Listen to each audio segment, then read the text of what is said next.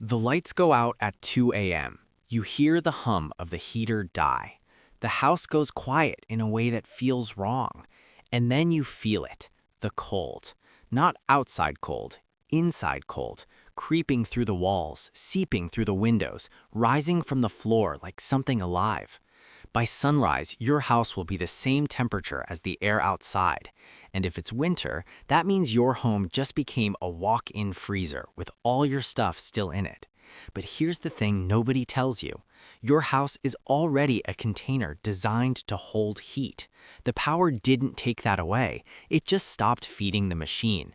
Which means you don't need the grid to stay warm. You need physics, trash, and the understanding that your body is a 100-watt furnace that never stops burning. Let me show you how to survive the cold inside your own home using nothing but what's already there. Here's the reality. Heat doesn't disappear. It escapes through three brutal pathways. Conduction. The floor drinks warmth from your feet. The walls bleed it into the night. Every surface you touch is a vampire. Convection. Air moves. Cold air sinks, warm air rises, and drafts rip heat away faster than your body can make it. Radiation. Your body just bleeds infrared energy into the void. Invisible, constant, deadly if you don't stop it. Your job isn't to make heat. Your body's already doing that. Your job is to trap it. Method 1. Pick one room and make it your survival pod. You don't heat the whole house. That's insanity. You pick the smallest room with the fewest windows and you turn it into a fortress. Bedroom, bathroom, closet if you have to. Size matters. A small space warms faster and holds heat longer. Your body heat in a 10 by 10 room will raise the temperature. Your body heat in a 20 by 30 living room does nothing. Close the door, seal the gaps, use towels along the bottom, tape if you have it. You're creating a thermal barrier between your warm pod and the frozen rest of the house. Every gap you seal is heat you keep. Method 2. Insulate the floor first. The floor is the enemy. Cold concrete, cold tile, cold hardwood. It all sucks heat from your body the moment you touch it. So you don't touch it. You layer. Cardboard, blankets, sleeping bags, yoga mats, rugs, anything that creates a barrier between you and the ground. Stack it, 2 layers minimum, 3 is better. You're building a false floor made of trapped air pockets, and trapped air is one of the best insulators on the planet. Lie on that and suddenly the ground isn't stealing your warmth anymore. Method 3. Cover the windows or abandon the room. Windows are beautiful. Windows are also thermal black holes. Glass conducts cold like a highway.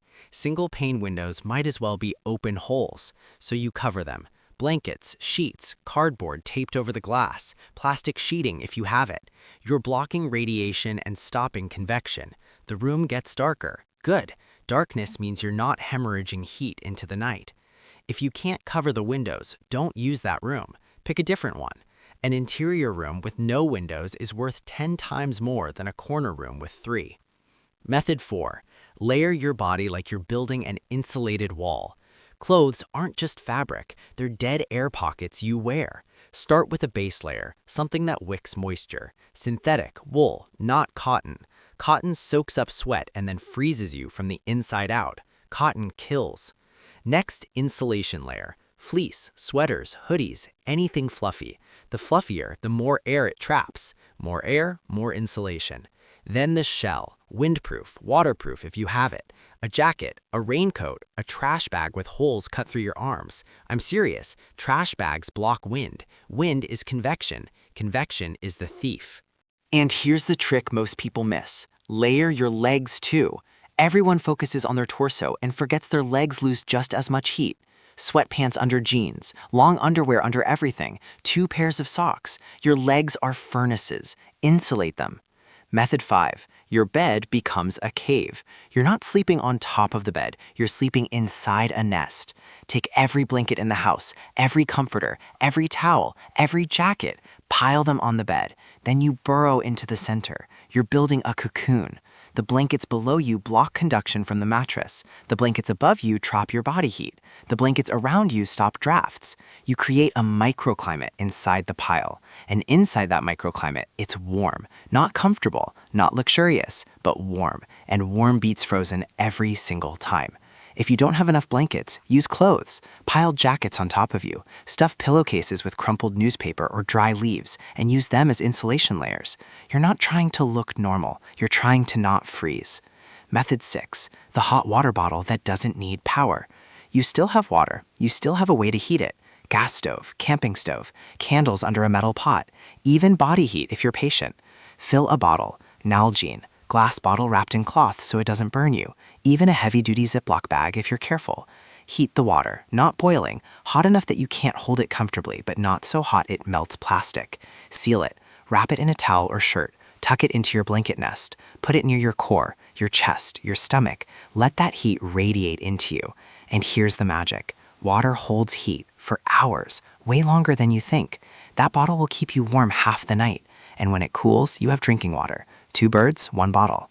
Method 7. Move in bursts, rest in your pod. Your body generates heat when you move, but movement also burns calories, and calories are your fuel tank. So you don't pace, you don't jog in place for an hour. You move in controlled bursts. Jumping jacks for 2 minutes, push-ups until you feel warm. Then you stop and get back into your insulated nest before you start sweating, because sweat is death. Wet clothing loses 90% of its insulation. You get damp, you freeze. So you move just enough to spike your core temperature, then trap that heat in your layers and let it radiate slowly. You're cycling between generating heat and conserving it. Method 8. Eat fat and protein, not sugar. Your body is burning fuel to stay warm. That fuel is food, but not all food burns the same. Sugar spikes fast and crashes hard. You feel warm for 20 minutes, then you're colder than before. Fat and protein burn slow and steady. Nuts, cheese, peanut butter, canned meat, anything dense. Your metabolism turns that into sustained heat for hours. If the power's been out for days and you're rationing, you prioritize fats, because fats are the most calorie-dense fuel you have, and in the cold, calories are survival. Method 9. The cardboard fortress. Cardboard is magic. It's everywhere, and it's full of tiny trapped air pockets. Flatten boxes, layer them on the floor under your sleeping area, tape them over windows, build a wall of cardboard around your bed if you have enough. You can even wear it. Shove flattened cardboard under your jacket. It looks ridiculous. You don't care, because cardboard blocks conduction and wind, and anything that blocks wind keeps you warm. If you're stuck in a car, line the entire interior with cardboard. Cover the windows. You're building a cave inside your vehicle. Ugly as sin, warm as life. Method 10. Huddle if you're not alone. If you're with family, you get close. Personal space is a luxury the cold doesn't allow. 2 people in one blanket nest stay warmer than 2 people in separate nests. Back to back, side by side, shared body heat. It's not romantic, it's biology. Penguins do it, wolves do it, you're not above it. And if you have pets, congratulations, you're sleeping with a fur-covered furnace. Use it. Now let's talk about what not to do. Don't use your car's heater unless you're actively driving. Idling burns fuel fast, and if you're in an enclosed space like a garage, carbon monoxide will kill you quieter than the cold ever could. Don't burn things indoors without ventilation. Candles are fine, small controlled flames are fine, but charcoal grills, propane heaters, gasoline, anything, those produce carbon monoxide. You might stay warm, you'll also stop breathing. Don't drink alcohol to warm up. It feels like it works, it's lying.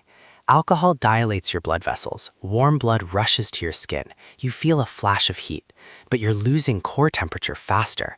Alcohol kills people in the cold. Don't strip down because you feel hot.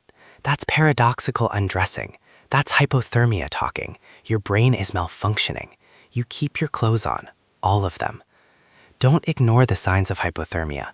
Shivering that won't stop, confusion, slurred speech, loss of coordination. If you or someone with you shows these signs, you don't wait. You add more insulation. You huddle. You get warm water into them if they can drink. Because hypothermia inside your own home is just as deadly as hypothermia in the wilderness. The walls don't save you. Physics saves you. Here's the truth. When the power goes out in winter, most people panic. They assume the heater was the only thing keeping them alive. It wasn't.